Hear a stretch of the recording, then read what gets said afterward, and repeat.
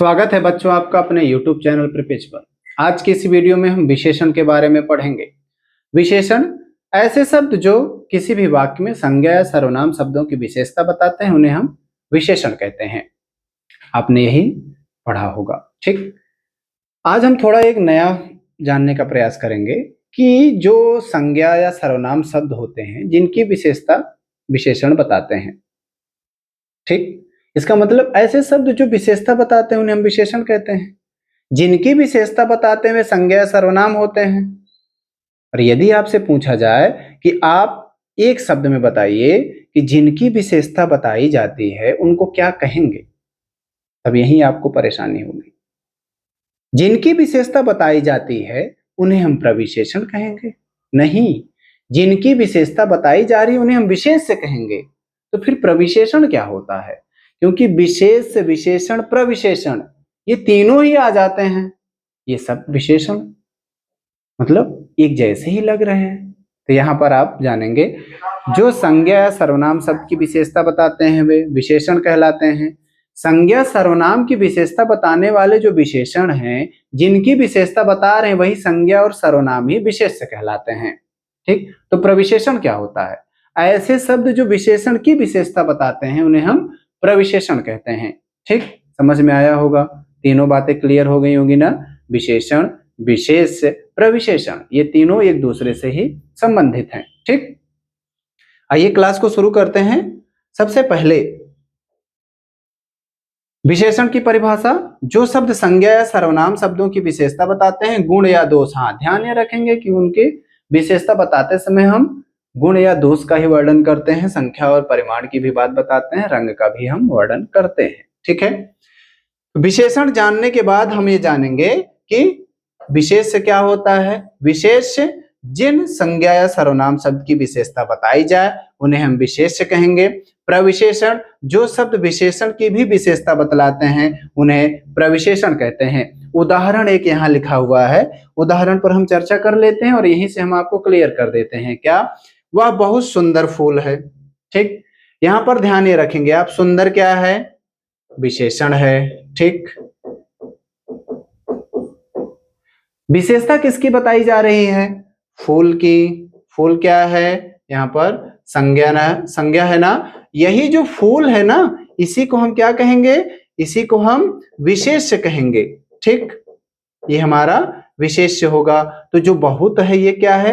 यही बहुत जो है हमारा, यही प्रविशेषण है, ठीक। समझ में आ गया होगा ना कि विशेषण, विशेष्य और प्रविशेषण क्या होते हैं, ठीक है। इसके बाद हम विशेषण के भेद की तरफ चलते हैं। विशेषण के मुख्यतः कितने भेद हैं? विशेषण के मुख्यतः चार भेद हैं। गुणवाचक,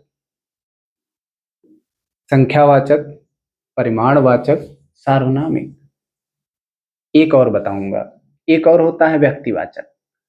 व्यक्तिवाचक विशेषण कैसे होता है उसकी भी बात हम करेंगे, ठीक। सबसे पहले हम बात कर लेते हैं, एक छोटी सी झलक दिखाता हूं ना। कैसे? बनारसी साड़ी का नाम सुने हैं ना? ये जो बनारसी शब्द है ना, ये क्या है? यही व्यक्तिवाचक विशेषण है, ठीक। पहले जानते हैं एक एक करके सबके बारे में, ठीक। विशेषण के जो मुख्य भेद हैं और उनमें नंबर 1 पर आएगा गुणवाचक विशेषण। गुणवाचक विशेषण जो है हमारा, ये जो शब्द किसी संज्ञा या सर्वनाम के गुण, दोष, रंग, आकार, दशा और स्वभाव के बारे में बताएंगे, वे क्या होंगे? गुणवाचक विशेषण होंगे, ठीक। वह एक सुंदर फूल है, झूठा व्यक्ति, काला बादल, मैदान बहुत चौड़ा है, वह एक गरीब किसान है, ठीक। यहाँ पर ध्यान रखेंगे ये विशेषण शब्द आए हैं और ये गुणवाचक विशेषण हैं। यहीं से एक बात और बताता हूं, वह एक गरीब किसान है। ध्यान दीजिए, किसान के बारे में पहले से बता दिया गया गरीब है। हम जानते हैं कि गरीब है कि अमीर है। ऐसे ही वह बहुत अच्छा लड़का है, मोहन पढ़ने में कमजोर है, हम जानते नहीं हैं। इसका मतलब यहां से एक बात और समझ में आई कि जो विशेषण होता है ये पूर्वाग्रह बना देता है, ठीक। ये पूर्वाग्रह की स्थिति पैदा करता है, ठीक। पूर्वाग्रह क्या होता है? किसी के बारे में पहले से ही हम निर्णय कर लेते हैं, हम डिसाइड कर लेते हैं कि ऐसा है वो ऐसा है, ये हमारा क्या है, पूर्वाग्रह है, ठीक है ना। तो विशेषण क्या करता है, विशेषण पूर्वाग्रह की स्थिति क्रिएट करता है। और क्या करता है, विशेषण के क्या क्या उनकी कमियां हैं। दूसरी बात, दूसरा क्या है, विशेषण जो है पूर्वाग्रह के साथ साथ कृत्रिमता लाता है, बनावटीपन लाता है। हमने कहा मोहन बहुत अच्छा है कि नहीं, ये भी तो बनावटीपन ही है ना। तो यहाँ पर ये आप जानते रहेंगे, ठीक। ऐसे यह पुस्तक बहुत अच्छी है ना, ये क्या है, पुस्तक की वास्तविकता के बारे में हमें तब पता चलेगा जब हम उस पुस्तक को पढ़ेंगे, ठीक। अगले पर चलते हैं, अगले की बात कर लेते हैं, ठीक।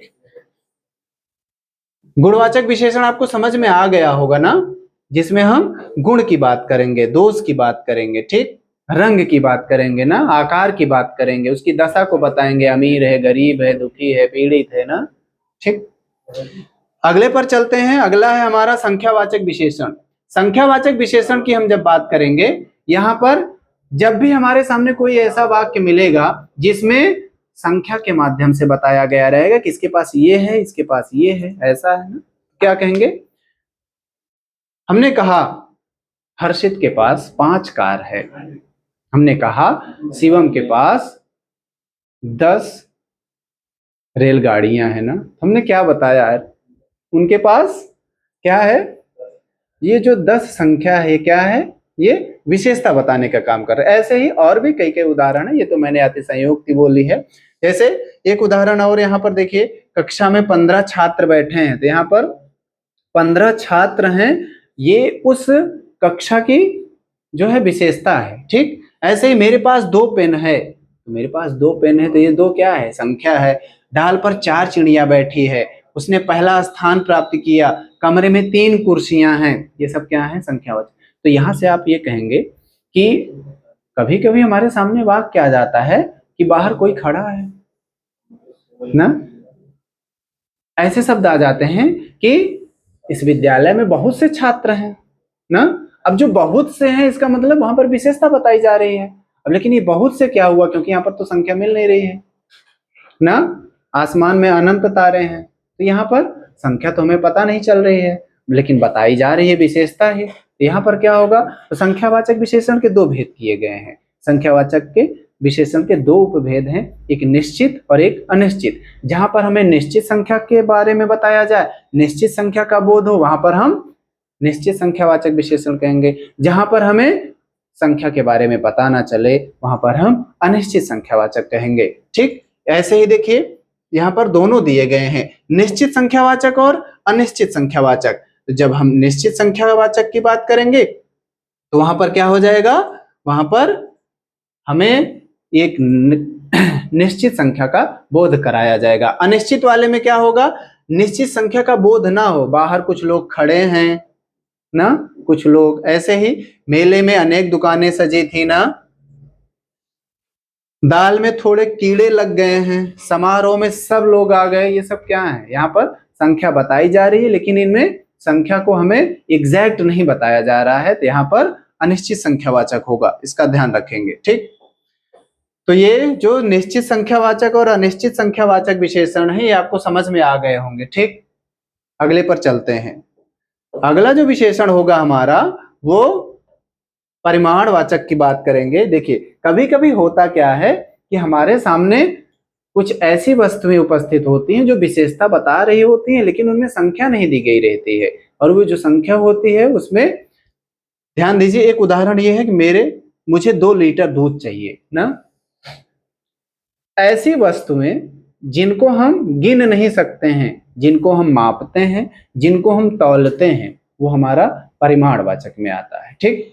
तो जिस वाक्य में विशेषता बताई जाएगी, विशेषता बताते समय उनकी निश्चित संख्या ना बताने के बजाय उनकी माप बताई जाएगी, उनका तौल किया जाएगा, तो वहां पर हम क्या कहेंगे, वो हमारा परिमाणवाचक होगा। और इसमें भी वही है, निश्चित और अनिश्चित इसमें भी होते हैं, ठीक।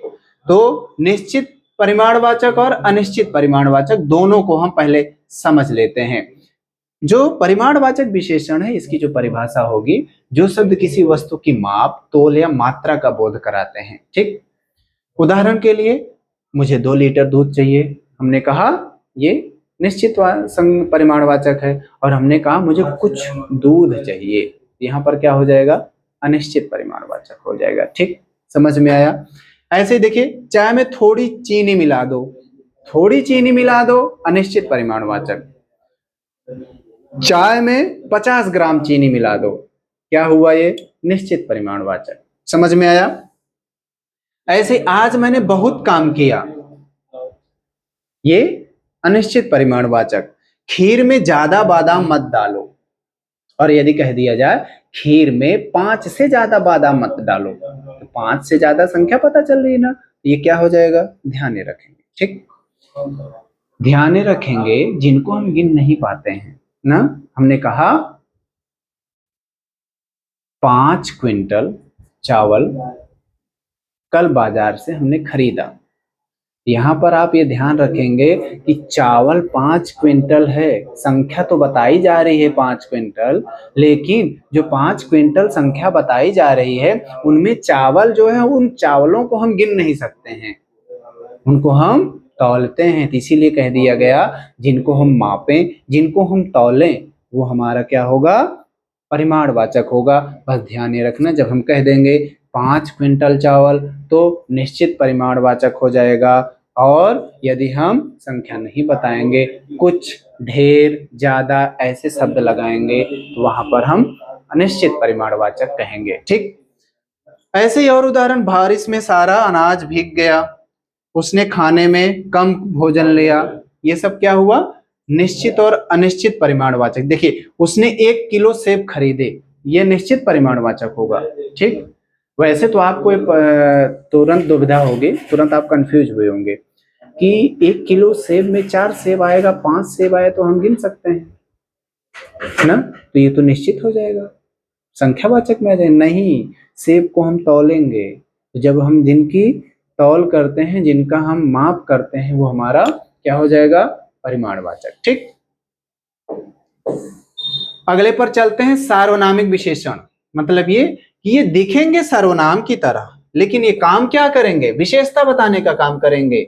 समझ में आ रहा है ना। मतलब ये कि जो सर्वनाम शब्दों का प्रयोग किया गया रहेगा, और वो सर्वनाम शब्द विशेषता बताएंगे। कैसे, हमने कहा, हमने क्या कहा, यह चश्मा मेरा है, तो यहां पर हमने जो यह शब्द है ये तो सर्वनाम है, लेकिन हम बता क्या रहे हैं, चश्मा मेरा है, यहां पर क्या हो जाएगा, ये सार्वनामिक विशेषण हो जाएगा। ये पेन आपकी है ना, तो यह पेन, ये जो ये पेन है, यहां पर क्या होगा, हम बता तो रहे हैं विशेषता है ना कि ये किसकी है। ठीक, इसका आप ध्यान रखेंगे। ठीक है ना। जब हमारे सामने वाक्य में सर्वनाम शब्द मिलें, लेकिन वे विशेषता बताने का काम करें, वे किसी के साथ संबंध जोड़ रहे हो, तो वहां पर हम सार्वनामिक विशेषण कहेंगे। ठीक है ना। कुछ कुछ जो निजवाचक सर्वनाम होता है, वहां वही वाली यहाँ पर भी अनुभूति होती है, निजवाचक सर्वनाम के जैसा ही दिखता है, ध्यान रखेंगे। ठीक, तो अभी सर्वनाम क्लास जो है, आप यहाँ जा करके चैनल की प्लेलिस्ट में है, वहां आप देखेंगे तो आपको सर्वनाम भी समझ में आ जाएगा, संज्ञा भी पढ़ाया गया है, क्रिया भी पढ़ा दिए हैं, तो जो भी व्याकरण से संबंधित है उसका आप देखेंगे, प्लेलिस्ट में वीडियो है, आप समझ लेंगे आसानी से। ठीक, सार्वनामिक विशेषण संकेतवाचक भी इसी को कहते हैं, जब कोई सर्वनाम शब्द संज्ञा से ठीक पहले आकर उसकी विशेषता बताए, ठीक, तो वहां पर क्या हो जाएगा, सार्वनामिक विशेषण कहलाएगा। ठीक है ना, समझ में आया ये। अब देखिए कैसे, यह मेरा घर है, यह हर्षित का घर है, यह वैभव की दुकान है ना, तो ये सब क्या हो जाएगा, ये सार्वनामिक विशेषण। वह लड़का बहुत होशियार है, कौन विद्यार्थी शोर मचा रहा है, यह पुस्तक किसकी है, तब भी हम कहेंगे सार्वनामिक विशेषण। कोई आदमी बाहर खड़ा है, क्या हो जाएगा, सार्वनामिक विशेषण। ठीक है ना, समझ में आया आपको। ध्यान ये रखेंगे, कोई आदमी बाहर खड़ा है, कुछ आदमी बाहर खड़े हैं, दोनों में अंतर है थोड़ा सा। यहां पर कोई जो है ये सर्वनाम शब्द है, कुछ जो है वो संख्या बताने का काम कर रहा है, ध्यान रखेंगे। ठीक, कुछ आदमी बाहर खड़े हैं, अनिश्चित संख्यावाचक, कोई आदमी बाहर खड़ा है, सार्वनामिक, ध्यान रखेंगे। ठीक, समझ में आ रहा है ना। ऐसे ही चलते हैं, व्यक्तिवाचक विशेषण। अब आप कहेंगे व्यक्तिवाचक विशेषण तो हम पहली बार सुन रहे हैं, ये क्या होता है ना? बनारसी साड़ी, अवधी, लखनवी अंदाज ना, ये सब क्या है? ये सब व्यक्तिवाचक विशेषण हैं। ऐसे शब्द जो विशेषता बताने का काम करें लेकिन वे कहां से आए हों, वे व्यक्तिवाचक संज्ञा से बनाए गए हों, वे क्या हो जाएंगे? व्यक्तिवाचक विशेषण। जो विशेषण शब्द व्यक्तिवाचक संज्ञाओं से बनकर किसी अन्य संज्ञा या सर्वनाम शब्द की विशेषता बतलाते हैं, वे हमारे क्या कहलाते हैं? वे हमारे व्यक्तिवाचक विशेषण कहलाते हैं। ठीक है ना? जैसे मुझे बनारसी साड़ी बहुत पसंद है, बाजार में कश्मीरी सेब बिक रहे हैं, कश्मीरी सेब कश्मीर से बना है, जोधपुरी साफा पहन कर आया है। ऐसे ही भारत के बिहारी खाने का स्वाद अलग है, उसने एक सुंदर मथुरा पूरी पेड़ा खाया। ये सब क्या है? व्यक्तिवाचक विशेषण है। समझ में आया होगा व्यक्तिवाचक विशेषण क्या होता है। अगले पर चलें। अब हम बात ये करेंगे विशेषण शब्द बनाए कैसे जाते हैं। ठीक, किन से बनते हैं, कैसे बनते हैं, उसकी भी चर्चा कर लेते हैं। ठीक है ना? देखिए,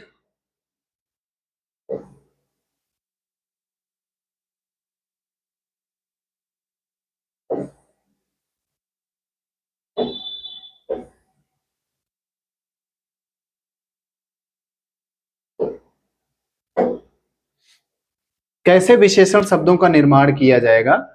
देखिए, हिंदी व्याकरण में मूल शब्दों के अलावा अन्य शब्दों में प्रत्यय या परिवर्तन करके भी विशेषण बनाए जाते हैं। जब ध्यान दीजिएगा, कुछ शब्दों में हम प्रत्यय जोड़ते हैं और कुछ शब्दों का हम पूरा रूप ही परिवर्तित कर देते हैं विशेषण बनाने के लिए। ठीक है? जैसे संज्ञा में भारत से भारतीय बना, यहां पर क्या हो जाएगा? विशेषण बनाने के लिए भारत से भारतीय, सुख से सुखी, प्यास से प्यासा, इतिहास से ऐतिहासिक, राष्ट्र से राष्ट्रीय, ये संज्ञा से बना। ठीक, ऐसे ही आगे चलते हैं। सर्वनाम शब्दों से हम विशेषण कैसे बनाते हैं ये भी देख लेते हैं थोड़ा सा। यह से ऐसा, वह से वैसा, ठीक, कौन से कैसा, हम से हमार ना, यह हमार घर है ना, ये क्या हो जाएगा? यहां पर भी सर्वनाम शब्द से विशेषण बनाया गया है। ठीक है? अगले पर चलते हैं। क्रिया शब्द से हम विशेषण कैसे बनाते हैं, ध्यान से देख लीजिए।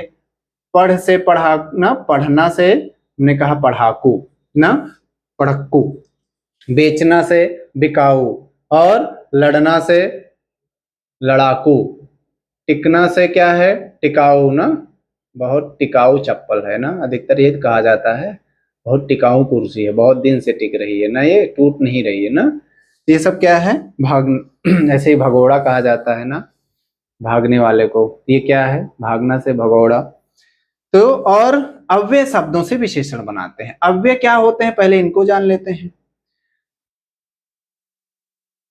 जब शब्दों को बांटा गया तो दो भाग में उनको बांटा गया। पहले पहले तो एक वे जिनका जो रूप है वो लिंग और वचन के अनुसार बदल गया, एक वे जिनका रूप नहीं बदला। तो जो बदल गए उनको विकारी कहा गया, जो नहीं बदले वह अविकारी कहलाए।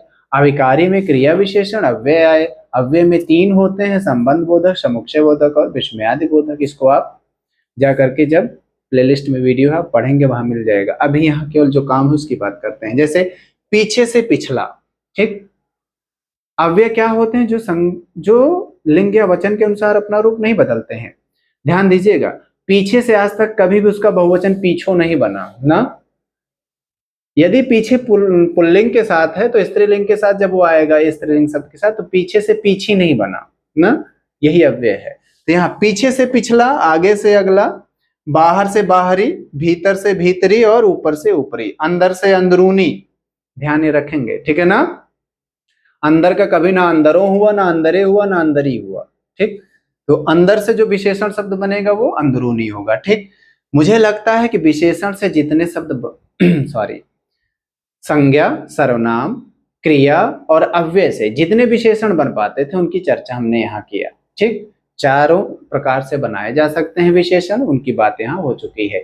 विशेषण की परिभाषा, विशेषण से जुड़े हुए जो महत्वपूर्ण बातें और थी, और उनका जो भेद है और उनके उपभेद हैं, इनकी चर्चा हमने आज के वीडियो में की। उम्मीद करते हैं विश्लेषण समझ में आया होगा।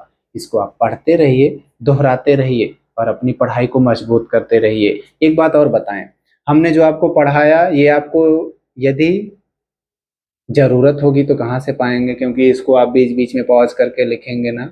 इसके लिए आप चैनल के जाइए होम पेज पर, वहां आपको डिस्क्रिप्शन में टेलीग्राम का चैनल का जो लिंक है वो मिल जाएगा। टेलीग्राम ग्रुप को ज्वाइन करिए, वहां आपको सारी पीडीएफ मिल जाएगी। ठीक, पावर भी कट हो चुका क्योंकि इसको भी पता है कि अब क्लास पूरी हो चुकी है। ठीक है ना, पढ़ते रहिए, दोहराते रहिए, अपनी पढ़ाई को मजबूत करते रहिए। मिलते हैं आपसे अगले वीडियो में, तब तक के लिए आपको धन्यवाद।